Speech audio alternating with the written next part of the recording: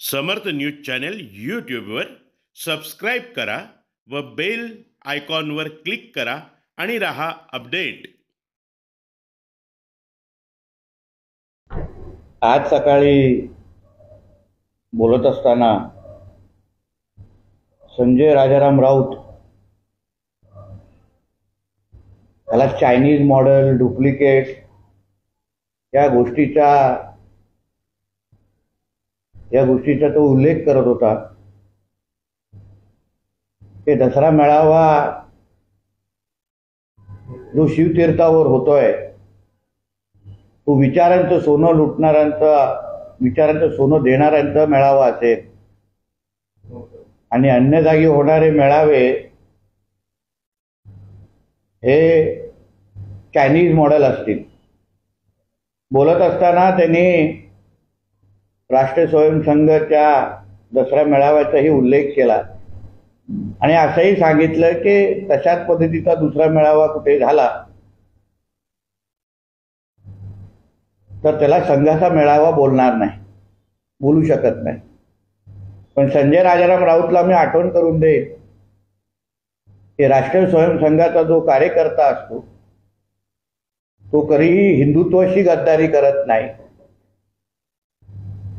देशभक्तीच्या आणि राष्ट्रवादी विचारांची कधी प्रतारणा करत नाही, आपल्या आई वडिलांचे संस्कार कधी विसरत नाही।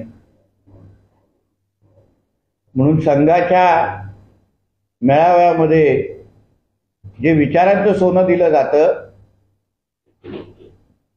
ते तुझ्या मालकाच्या शिवतीर्थाच्या होणाऱ्या मेळाव्यामध्ये कधीच दिलं जाणार नाही।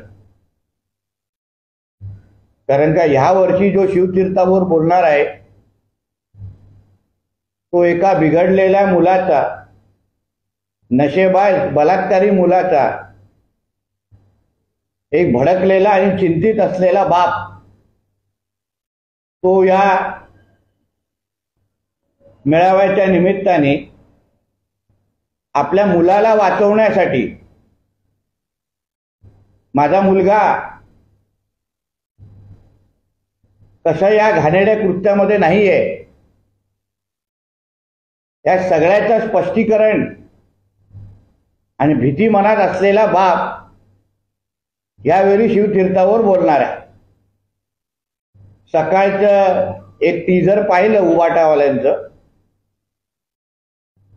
आता जसं आपण जात प्रमाणपत्र देतो आणि त्याच्यामुळे आपले कुठल्या जातीचे आहेत त्याप्रमाणे आपल्याला ते सर्टिफिकेट मिळतं। उद्या अगर मर्दांना ते सर्टिफिकेट द्यायला सुरू केलं तर उद्धव ठाकरेला ते सर्टिफिकेट कधीच मिळणार नाही।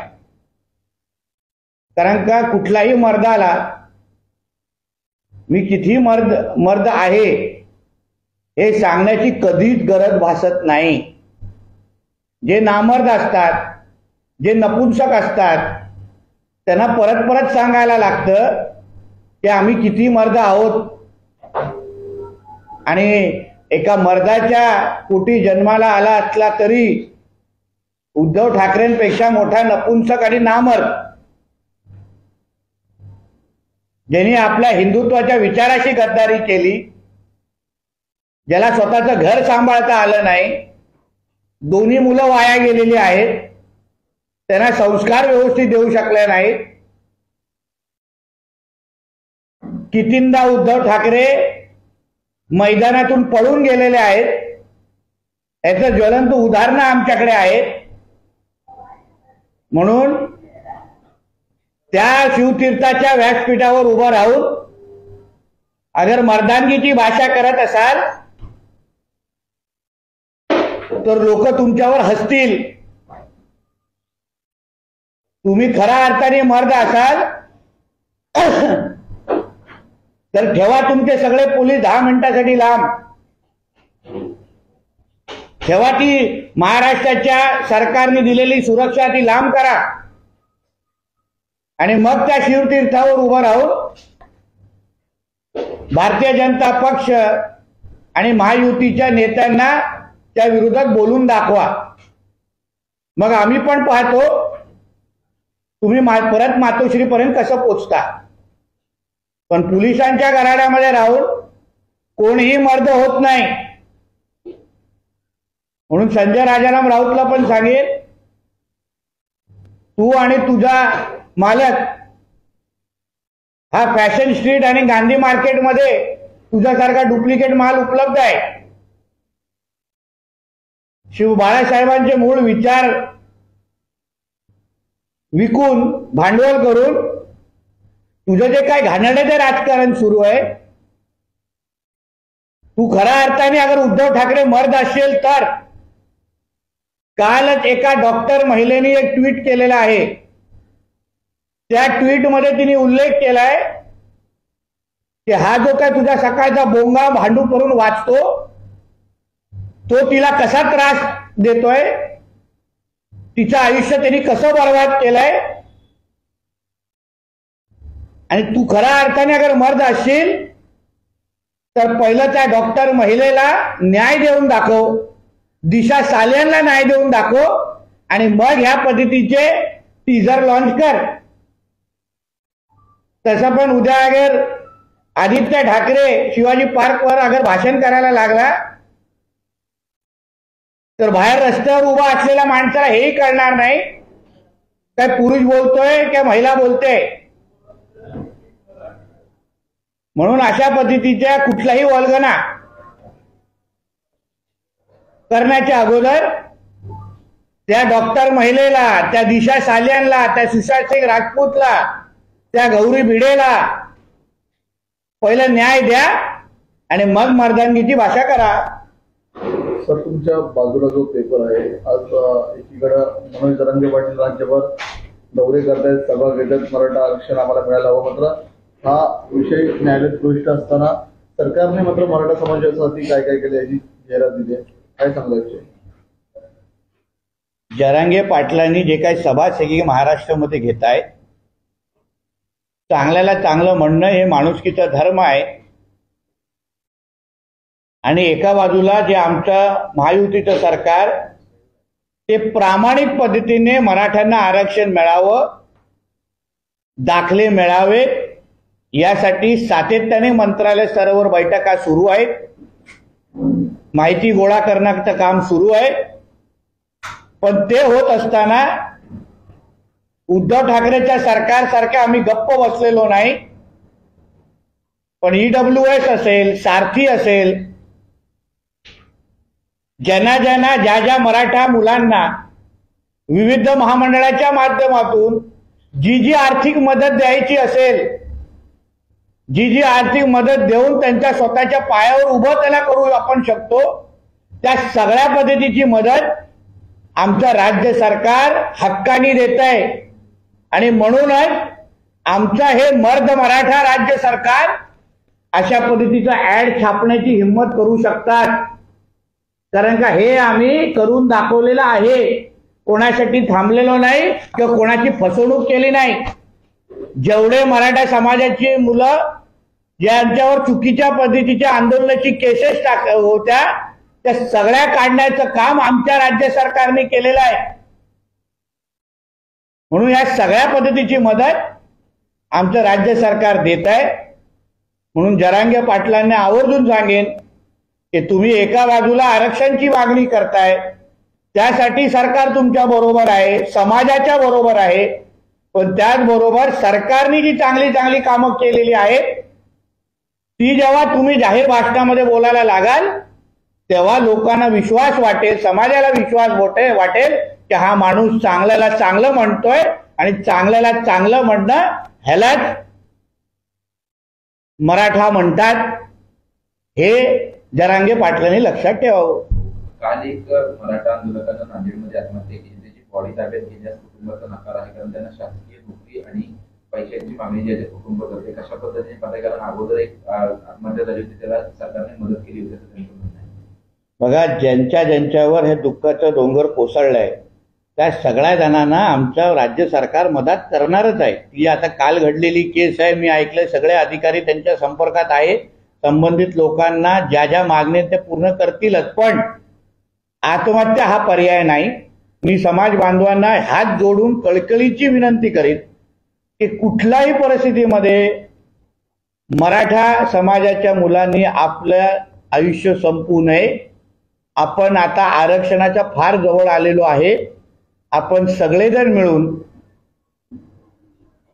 तुमच्या हिताचं राज्य सरकार आणलेलं आहे. म्हणून आज जेव्हा मिळण्याचे दिवस आलेले आहेत, आज जेव्हा सुखाचे दिवस आलेले आहेत, आज जेव्हा हातात पैसे आणि हातात हक्काची नोकरी आणि शिक्षण मिळण्याचे दिवस आलेले आहेत, तेव्हा आपलं आयुष्य संपवू नका. थोडं संयम ठेवा. जे आतापर्यंतच्या कुठल्या राज्य सरकारने दिलं नाही ते सगळी मदत आणि सगळी ताकद आणि असलेलं तुमच्या अपेक्षित असलेलं आरक्षण हे आमचं महायुतीचे सरकार देत आहे. फक्त योग्य क्षणाची वाट पहा. आता विजय उत्सव लांब राहिलेला नाही. तर संजय राऊत यांनी जो आरोप केलेला आहे की नाशिकच्या एकंदरीत ललित पाटील हे पदाधिकारी होते असा दावा फडणवीसांनी केला आहे. त्यांचं इंटेलिजन्स फेल आहे, कुठेतरी त्यांनी तपासण्याची गरज आहे. दुसरी एक गोष्ट त्यांनी जी म्हटलेली आहे की ज्यांच्यावरती किरीट सोमय्या यांनी उलट आरोप केलेले होते ते आज मंत्रिमंडळात बसलेले आहे. यावरती नेमकं भाजपचं काय म्हणणं आहे? एक लक्षात घ्या की इंटेलिजन्स फेलियर कोणाचं चांगलं आहे कोणाचं वाईट आहे हे ह्या जी प्रकरणं आता ललित पाटील असो, खिचडी चोरी असो, रेमडेसिवीर असो, कोविडचा स्कॅम असो, ह्याच्यावर सगळं कळतंय की आमचे इंटेलिजन्स किती स्ट्रॉंग आहे, ते किती कडक आहे. फक्त मुद्दा एवढाच आहे की ललित पाटील प्रकरणामध्ये आता संजय राजाराम राऊत असो, सुषमाताई असो हे आणि थेट मातोश्रीपर्यंत भीतीचे वारे पसरलेले आहेत. रात्रीच्या झोपेच्या गोळ्या वाढलेल्या आहेत.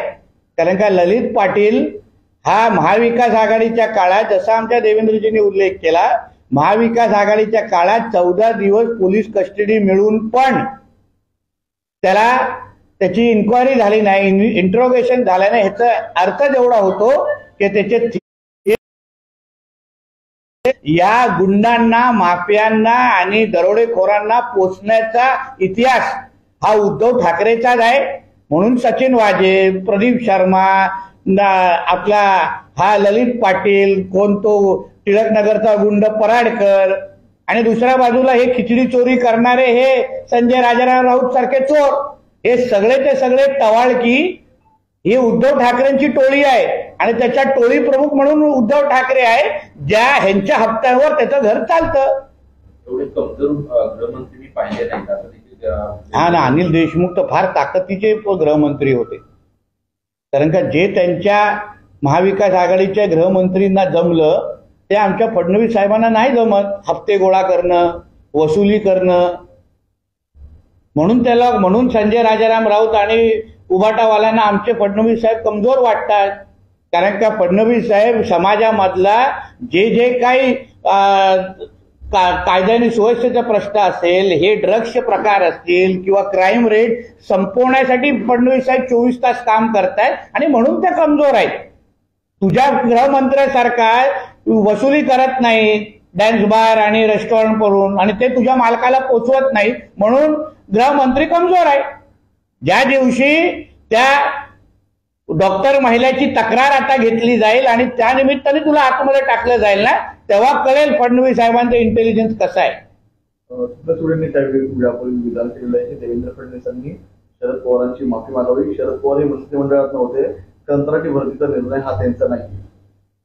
महाविकास आघाडीचे प्रणेते म्हणून तुम्ही 2 वर्षाच्या पण मुलाला विचारलात ना, लहान मुलं, तरी तो सांगेन की महाविकास आघाडीचं सरकार हे शरद पवार साहेबांच्याच आशीर्वादाने चालू होतं. उद्धव ठाकरे सकाळची चहा प्यायची काय कॉफी प्यायची हे पण पवार साहेबांना विचारल्याशिवाय प्यायचे नाही. म्हणून ताईंना सांगेन, उगाच माफी मागण्यापेक्षा एकदाच आता तुम्ही महाराष्ट्राची माफी मागा की आम्ही महाराष्ट्राची वर्षानुवर्षी लूट केली आणि महाराष्ट्राला परत स्थिर काम करण्याचं काम आमच्या एकनाथ शिंदे आणि फडणवीस साहेब करत आहेत. ह्यासाठी त्यांचे आभार मानले पाहिजे आणि तुम्ही आणि तुमच्या कुटुंबांनी माफी मागितली पाहिजे. याच कंत्राटी भरतीमुळे काही राजकीय नेत्यांना फटका बसतोय, विशेषतः सत्ताधारी नेते आहेत त्यांच्या कंपन्यांना कुठेतरी कंत्राटी भरती रद्द केल्याने फटका बसला अशी चर्चा सुरू आहे. असं मुस्लिमांचा माहिती द्या ना. मग माझं असं म्हणणं आहे, जे हे आरोप करतायत की आमचे कंत्राटी ह्या कंपन्या आमच्याशी निगडीत, त्यांनी माहिती द्यावी, कोर्टामध्ये जावं. मीडियामध्ये कशाला बोंबलतायत? जे GR रद्द कशाला करतोय हे सांगण्याचं धाडस आमच्या देवेंद्रजींनी दाखवलं ना, पुरावे सकट दाखवलं ना, कागदपत्र दाखवले, GR दाखवले. मग जे ह्या कंपन्या आमच्या आहेत ते बोलण्याचा आरोप करतायत त्यांनी पुरावे दाखवावे आणि सांगावं की बाबा हे या भाजप नेत्याचे आहे. संजय राऊत असं देखील म्हणतात भाजपचे काही नेते आहेत ते उद्धव ठाकरे भाषण किती वाजता करणार याची माहिती घेत आहेत म्हणून. कारण का काय संध्याकाळ खराब करायची नाहीये ना. नष्टरला बघितल्यावर रात्री झोप लागत नाही. आता शिवाजी पार्कवर अशी कुठली नुसतं हड्डी असलेला कुर्ता घातलेला माणूस बघितला तर रात्री झोप लागणार नाही हो लहान मुलांना. म्हणून कन्फर्म करायला लागतं की बाबा भूताचा शो बंद झालाय का, भूत परत मातोश्रीवर पोचलाय का, हे कन्फर्म करायला लागतं. रात्रीची झोप महत्वाची असते. आता शिवसेना भाजपची युती नाही असा गडकरीचा प्रश्न विचारला असं ते असं म्हणले जे होईल ते पाहावे, तुका म्हणे उगी राहावे असंही गडकरी म्हणाले. कसा या अर्थ काढताय, कारण कालची एक मुलाखत झाली, या मुलाखतीमध्ये ते म्हणत होते. कारण याच्यावरून सुप्रिया सुळेंनी पण टीका केली आहे की एक ओरिजिनल आणि एक डुप्लिकेट अशी एकंदरीत 2 शिवसेना आहेत आणि ओरिजिनल शिवसेना कोण आहे बाळासाहेबांची सगळ्या जनतेला माहिती आहे आणि असाच आरोप राऊत यांनी सुद्धा केला. मग ओरिजिनल राष्ट्रवादी कोणाची आहे त्याचं पण उत्तर सुप्रियाताईंनी द्यावं ना. अजितदादांची आहे की त्यांची आहे. म्हणून शिवसेनाची ओरिजिनल कोण आहे तपासण्या अगोदर त्याला महाराष्ट्राच्या जनतेला सांगावं की राष्ट्रवादी ओरिजिनल कोणाची आहे आणि त्यावर मग पुढचं बोलावं. मागच्या निवडणुकीत ज्यांना तिकीट दिली नव्हती त्यांच्यावर मी काय बोलणार, ते बोलण्याच्या लायक नाही अशा पद्धतीने शरद पवारांनी अध्यक्ष बावनकुळे यांच्यावरती टीका. नाही, मी पवार साहेबांना काय उत्तर देऊ शकतो. सुप्रिया सुळे यांनी ते आता आमच्या प्रदेशाध्यक्ष हे स्वतःच्या हिमतीवर आज प्रदेशाध्यक्ष झालेले आहेत. कोणाच्या जीवावर प्रदेशाध्यक्ष झालेले नाही. फरक आहे. यालाच धरून त्यांनी सुप्रिया सुळेंनी सुद्धा आव्हान दिलेलं आहे एकंदरीत, कारण बावनकुळे बारामतीमध्ये जिंकणार असा दावा करत आहेत. तर त्यांनी स्वागत केलेलं आहे आणि सरकार आहे ते 50% चालतंय. 50% काय असं ते म्हटलंय. आता 50% तर जास्त अर्थ कदाचित ताईंना जास्त कळतो, आम्हा लोकांना कमी कळतो. कारण का टक्केवारी हे त्यांच्या महाविकास आघाडीमध्ये जास्त चालायची. 7 आणि 8% घेतल्याशिवाय कुठली फायली हलायची नाही असं आम्ही तेव्हा ऐकायचो. म्हणून टक्केवारीची भाषा ताईंना जास्त कळत असल्यामुळे ते जास्त विश्लेषण करू शकतात. सर हिंदी में जानना चाहेंगे, कल के दिन वाईबी चौहान सेंटर में वंचित बहुजन आघाड़ी के प्रकाश अम्बेडकर और शरद पवार जी के बीच में मुलाकात हुई है. कयास ये भी लगाए जा रहे हैं कि वंचित बहुजन आघाड़ी महाविकास आघाड़ी में शामिल भी हो सकती है, लेकिन पहले नाना पटोले इस बात को लेकर विरोध जता चुके हैं. लेकिन अशोक चौहान कल उन्होंने जो बयान दिया उसमें उन्होंने कहा कि इसका वो स्वागत करेंगे अगर वंचित बहुजन आघाड़ी. देखिए, कोई कॉफी पीने से कोई किसके साथ आता है ऐसा कहीं लिखा नहीं है. जो मैंने प्रकाश अम्बेडकर जी का इंटरव्यू देखा, बोले मैं सिर्फ कॉफी के लिए वहां गया था और नए दोस्त जोड़ने के पहले जो पुराने दोस्त है जो पहले से इंडिया अलायंस में हैं या महाविकास आघाड़ी, उनकी क्या हालत है वो पहले देखना चाहिए. वहां बिहार में नीतीश जी तो बोल रहे हैं कि मैं आखिरी दम तक बीजेपी का दोस्त रहने वाला हूं. उस तरफ इनकी पूरी कोशिश है कि अखिलेश यादव जी इंडिया अलायंस से बाहर न निकले. पहले खुद के पुराने दोस्त संभाल नहीं पा रहे तो ये नए दोस्तों के साथ कॉफी पी के क्या फायदा होने वाला है, इसका पहला जवाब देना चाहिए. मैंने ये भी सुना है कि उद्धव ठाकरे की सेना जो लोकसभा की सीट मांग रहे हैं उसको कोई भी उस तरीके की कोई भी सीटें कांग्रेस देने को तैयार नहीं है. कांग्रेस के सेंट्रल कमेटी ने उसको विरोध दिखाया है. इसलिए वंचित बहुजन आघाड़ी को तो बाद में आप कॉफी पिलाइए, पहले जो पुराने दोस्त है उनका तो पहले वड़ा पाव का क्या हुआ वो तो पूछे.